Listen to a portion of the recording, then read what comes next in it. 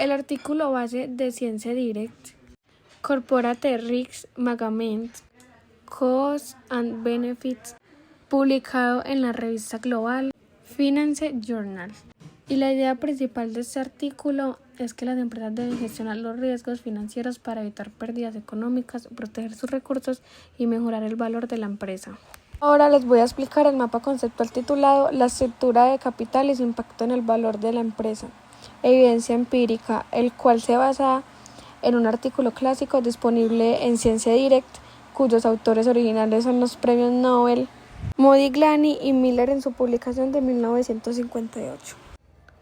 Este mapa se enfoca en analizar cómo las decisiones de financiamiento, es decir, la elección entre usar deuda extrema o capital propio, afecta el costo de capital y el valor total de una organización. La idea central del artículo es fundamental. Nos dice que en un mercado perfecto ideal el valor de una empresa no depende de cómo se financia, sino únicamente de su capacidad para generar flujos de efectivo. Sin embargo, el artículo nos advierte que en la práctica real esto no es así, ya que existen imperfecciones como los impuestos, los costos de quiebra y las asimetrías de información, que cambian por completo las reglas del juego. Ahora vamos a desglosar estas variables a través de los 6 pilares del mapa. Empezaremos con la teoría tradicional y la extensión de impuestos.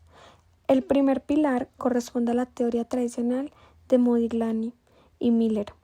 Ellos plantean que bajo un mercado perfecto, es decir, en un mundo utópico, sin impuestos, sin costos de quiebra, con información simétrica e inversionistas racionales, el valor de la empresa no depende de su estructura capital. Además, el costo de capital promedio ponderado permanece constante sin importar de qué tanta deuda se adquiera. Pero como vivimos en un mundo real, pasamos al segundo pilar, impuestos, como una extensión de la teoría. Aquí se argumenta que los intereses que pagamos por la deuda son deducibles de impuestos.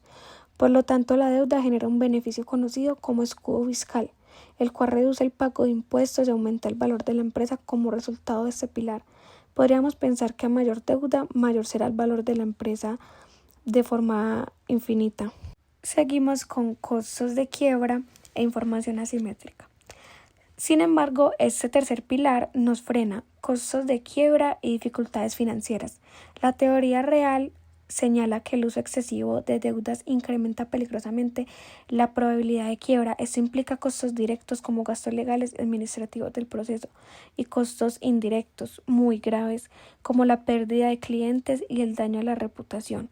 Por lo tanto, el resultado es que existe el nivel óptimo de deuda que maximiza el valor de la empresa, balanceando el beneficio fiscal con los riesgos de quiebra. Este cuarto pilar añade otra imperfección del mercado, la información asimétrica y de agencia. Explica que la información entre gerentes e inversionistas es imperfecta, lo que genera conflictos por interés. Por ejemplo, los gerentes pueden preferir usar más deuda para autodisciplinarse en el uso del flujo de caja, o en el peor de los casos asumir demasiada deuda poniendo en riesgo a los accionistas. El resultado es que la estructura de capital también sirve para mitigar estos problemas de información.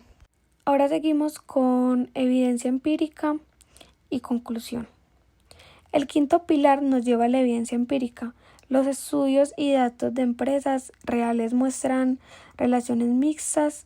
No existe una fórmula única, pero se observa que las empresas con niveles moderados de deuda tienden a tener un mayor valor de mercado. Este impacto varía e influye según el sector industrial, la estabilidad de los flujos de la empresa y las condiciones económicas del momento. Esto nos lleva directamente a las conclusiones del artículo. Representadas en el sexto pilar, se concluye de forma contundente que la estructura de capital se importa en el mundo real, debido a los 4 variables que explicamos: impuestos, costos de quiebra, información asimétrica y problemas de agencia. Por lo tanto, las finanzas corporativas no deben ser estáticas, sino que deben buscar activamente el equilibrio óptimo. Finalmente, en la parte inferior del mapa observamos las implicaciones prácticas para cualquier director financiero, resumidas en 4 puntos. Primero, las empresas deben analizar cuidadosamente cuánta deuda usar y en qué condiciones. Segundo, la decisión de financiamiento debe alinearse con la estrategia de la empresa, sus riesgos y el entorno fiscal. Tercero, debemos aceptar que no existe una estructura única o ideal. Todo depende de las características de cada organización. Cuarto, y una buena gestión de capital aumenta el valor para los accionistas mientras reducen los riesgos financieros.